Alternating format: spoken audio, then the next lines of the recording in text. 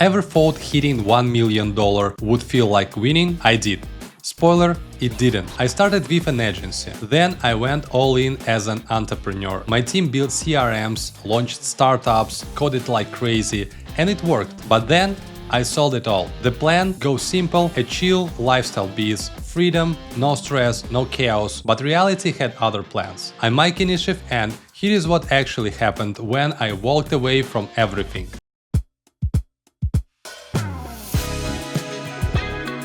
If you've noticed, my every video starts with this text on the screen. Yeah, Boomerang Me is my thriving business. But you know, every success has its starting point. And of course, nothing goes smoothly in the beginning. A couple of years ago, I nearly signed a contract that would sunk my business. Today, I'll make sure you spot those traps before they catch you. I'm going to pull back the curtain on what it really takes to build a successful business. I'll share my approach to work and my biggest mistakes, the hard-earned results, yeah, including the $1 million outcome, and of course, the fake-ups, those awkward failures that somehow became my best lessons. This isn't theory. It's a real guide from someone who's been punched by entrepreneurship and learned how to punch back. I won't tell you how to come up with $1 million idea because you can succeed without it. So I'll start with something else. Early on, I realized an important thing. If you want to build a product business,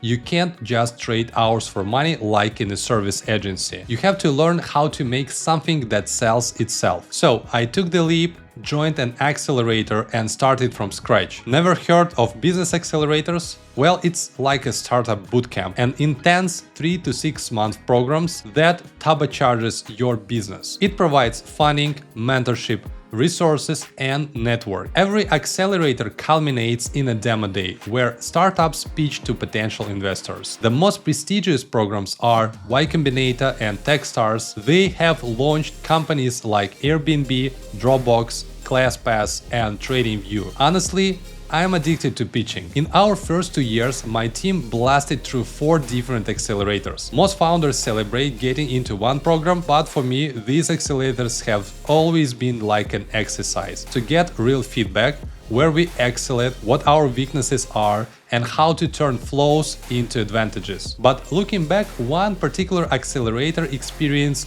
taught me a brutal lesson. Once we won it, and nearly signed ourselves into modern-day slavery. Yeah, the price came with rough strings attached, mandatory legal entity setup, endless reporting, event obligations and bunch more. None of these aligned with my vision. I was there to build a business, not become someone else lucky. It took months of legal battles to untangle ourselves, but we won in the end. Now, I scrutinize every line of a contract, even if it's 40 pages long. So, after countless pitches and accelerator programs, we were ready for our next challenge. And then came the invite, a major conference in Istanbul with some fellow founders. I didn't hesitate. Istanbul, here we come. Let's go, let's go, let's go, let's go, let's go! The name of conference is Emerge, and it was held in early October. This was like 4th or 5th conference in a similar format where dozens of startups were brought together as part of the competition, and T1 investors from all over the world were invited to watch those battles. Just imagine, more than 150 startups from 31 countries gathered to compete for the main prize. We flew in primarily for networking, but at the same time I sent an application for a startup contest with no intention of winning. The competition mirrored a sports championship. Qualification rounds weeded out weak projects, followed by quarterfinals, semi-finals and finals. To our surprise, we advanced to quarterfinals purely on metrics. Our gross numbers spoke for themselves. By day 2, we were pitching in semi-finals and then suddenly found ourselves in the finals before more than 300 attendees. Stressful? Absolutely. Thrilling? Even more. For me, this was about leveling up my pitching skills, and I knew that our project needed work, so after our final presentation, I began gathering my team to leave. That's when the conference organizer intercepted us at the exit. He asked, "Where do you think you are going? We've cancelled your flight, you are not leaving. Why?" we had won. Yeah, we took first place and received the main prize of $1 million.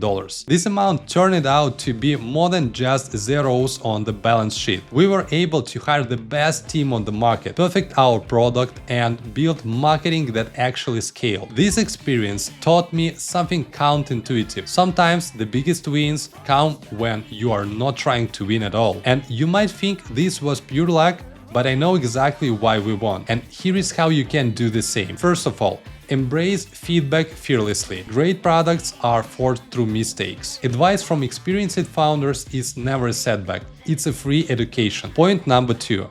Money is not a destination. Don't chase funding blindly. Every dollar comes with strings attached. Ask yourself, do these conditions align with my vision before accepting any offer? Then point number 3.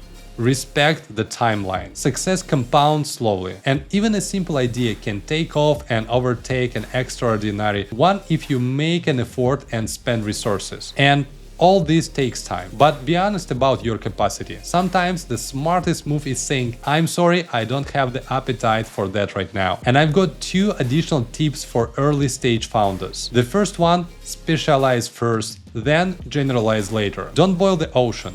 Master one service before expanding. For instance, we started with digital loyalty cards, and now we have an AI agent and 3 boomerang plans for businesses, agencies, and franchises. And of course, hundreds of digital loyalty cards variations. So try to concentrate on one main thing at a time. When new ideas come up, write them down. It's good if there are a lot of such ideas, then your business will always have somewhere to move. But there is absolutely nothing wrong with postponing their implementation for the future. The second one, marketing isn't an expense, it's your lifeline. Early in my career, many guys came to us with incredible ideas. We made them their products, which later on failed because no one wanted to spend money on marketing and advertising. As a result, from 13 products that we made, only 1 or 2 projects survived. So, if you won't allocate at least 20% of seed funding to marketing, don't expect more than 10% survival odds. Hire good marketers,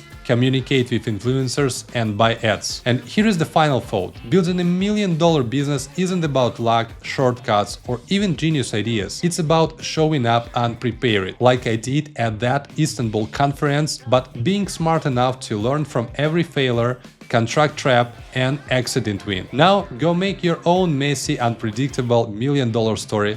I'll see you at the top. Thank you for watching. I'm so grateful to have you here. This community means everything to me. When we started this channel, it was with one goal: to crack open the real stories of marketing, the wins and the wipeouts, and learn from them together. Every comment, every share, every smiling moment you've had, that's why we keep doing this. So if you haven't already, hit subscribe.